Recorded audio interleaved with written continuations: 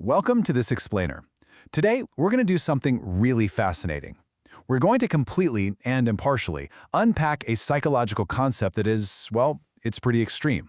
We're talking about the idea of worship, but not just any worship. We're looking specifically at the teachings and writings of the guide Xuefeng, the founder of Life Chan Yuan. Or, as it's stated in the original text, 源自生命箴言双元是风的教诲与著作. Whether you find this concept totally unsettling or beautifully transcendent, our goal today is just to break down the source text. We want to understand exactly how this specific philosophy views the absolute outer limits of human devotion. Let's dive right in. So, we start right here with this incredibly uncompromising quote from the text. Love to the extreme is worship.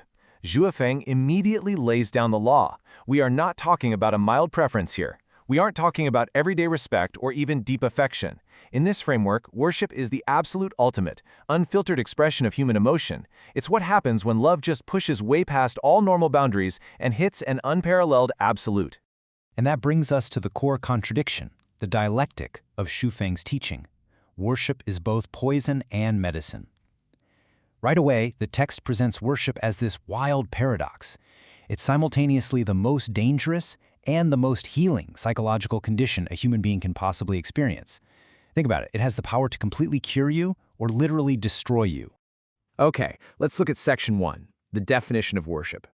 The really crucial point is right here in the definition. According to Xuefeng, worship operates completely outside the bounds of normal human constructs. It totally bypasses morality, culture, political correctness, and logic. Seriously, throw logic out the window. Worship, in this view, is a purely psychological activity. It's the ultimate expression of emotionalism in the spiritual world. It's a state where the worshiper absolutely 100% abandons rationality. And because the worshiper has abandoned all that rationality, mere words, they become totally inadequate for this level of intoxication.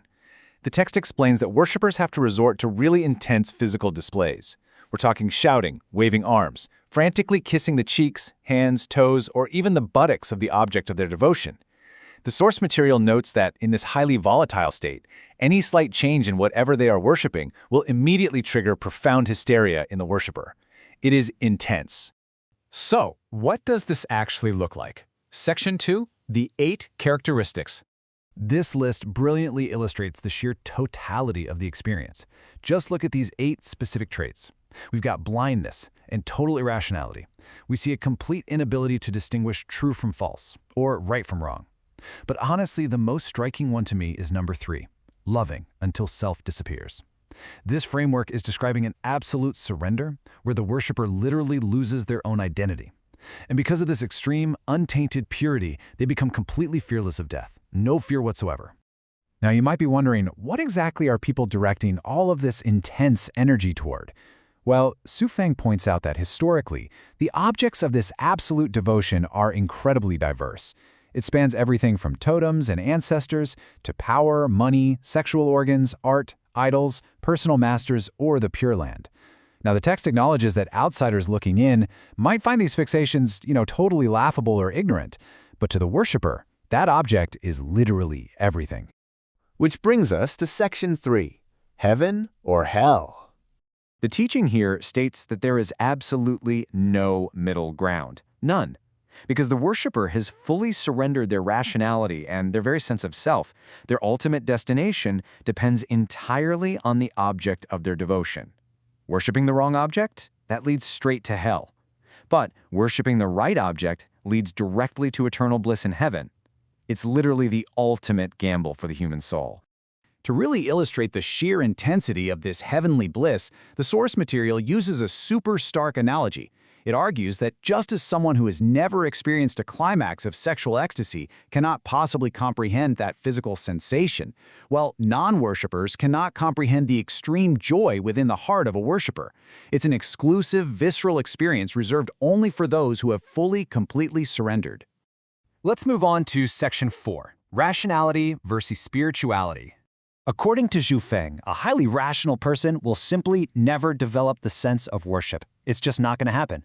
These rational folks are deemed best suited to manage the material world because, their logic brings order, fairness, and peace.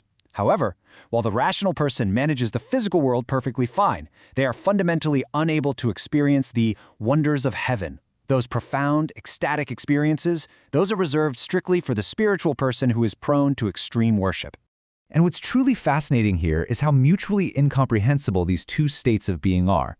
It's like they're speaking two entirely different psychological languages.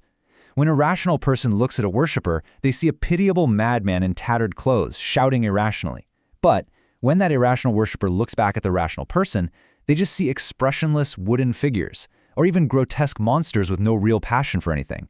It's a complete disconnect. All right, bringing it all together. Section 5. The ultimate paradox. Because the worshiper has completely lost their sense of self, completely abandoned logic, and surrendered their ability to distinguish right from wrong, the text openly acknowledges their intense vulnerability. They are pitiable. They are literally the absolute easiest targets to manipulate, and consequently, the easiest to be led astray and sent straight to hell. It's a massive risk. Yet, in the exact same breath, the text pivots. Despite being the most vulnerable, easily manipulated beings on Earth, they are also declared the happiest. Why? Well, because the moment that pure, unfiltered sense of absolute worship arises, they are no longer bound by the material world. They are, in their own minds, actually living in heaven. They're entirely enveloped in an extreme joy that the rational mind simply cannot access. The source material closes with these incredibly evocative, contrasting lines. "O worshippers, how pitiful! O worshippers, how beautiful!" It really perfectly encapsulates the entire framework. It leaves us suspended, right in the tension between the very real tragedy of a human being so easily manipulated and the profound, almost terrifying beauty of absolute, unquestioning devotion. As we wrap up this explainer on Xuefeng's teachings, we want to leave you with one final thought to chew on. Based on this stark, uncompromising framework, how do you see it? Is the total, blinding loss of rationality through worship humanity's greatest vulnerability? A dangerous trap? Or is it, as the text suggests, our only true path to spiritual ecstasy and ultimate transcendence? Take a moment to think about that. Thanks for joining us today, and we'll see you in the next explainer.